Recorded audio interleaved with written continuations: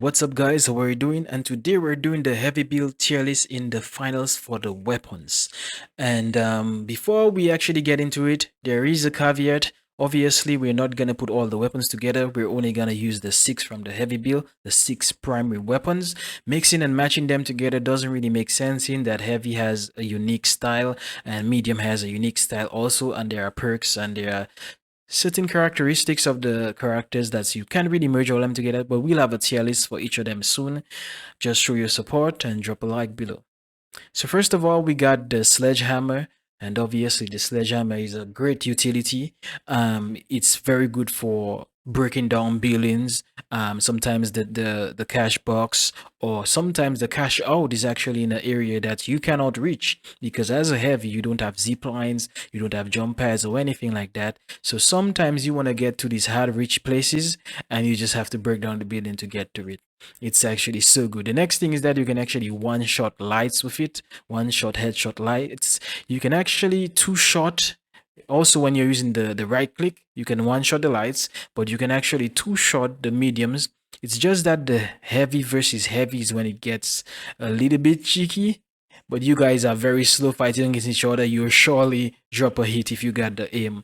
But obviously, the drawbacks is that it's limited to range. You have to really set it up and be waiting. But usually, when everyone is playing light, they usually try to play swords and daggers. So you usually can always get a few kills on these lights that are trying to do this cloaking thing on you. They gotta get up close and personal, which means that they will always be in reach. So the sledgehammer will be in B tier.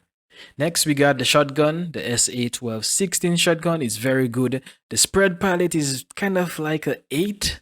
It's shaped like a 8, but obviously the spread is real worse of 10 meters and more. You're not going to be able to do anything like that. So I'd recommend grabbing the shield, the frontal shield for the heavy, because we're talking about the heavy build, right? The frontal shield for the heavy. I know you guys use the dome sometime. That can also work. But the frontal shield, and you can actually close the distance between you and whether it's the light or heavy or even a medium. I don't recommend really fighting with mediums as much because you guys are pretty tanky and he would probably burst you down if he has a Lewis gun. But the SA-12-16 shotgun is pretty good. I'm gonna have to put it at 8 here, to be honest.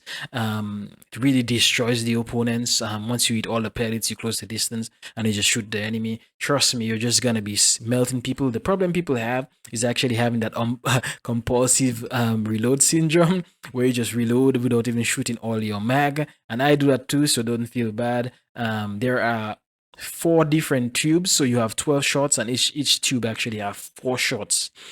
Sometimes you just shoot the 4 and then reload. We always think like we just have to reload, and that's the problem with it. So stop reloading. You have 12 shots to go through them. Put in it at A. Next we have the M60. It's actually real similar to the Lewis gun, but it has its drawbacks, which is spread. It has a ton more spread, but it does have a bigger magazine, and the iron sights are kind of harder to use. So it's not really the best. We put it at C because we know and love it, but obviously right now we know who is the superior one now. But it can still come in the foot of the Lewis gun, but maybe the Lewis gun might be the best for you guys to use right now. Next we have the M32. That's just sad, to be honest. It's not much of a help. The grenade launcher is not on impact.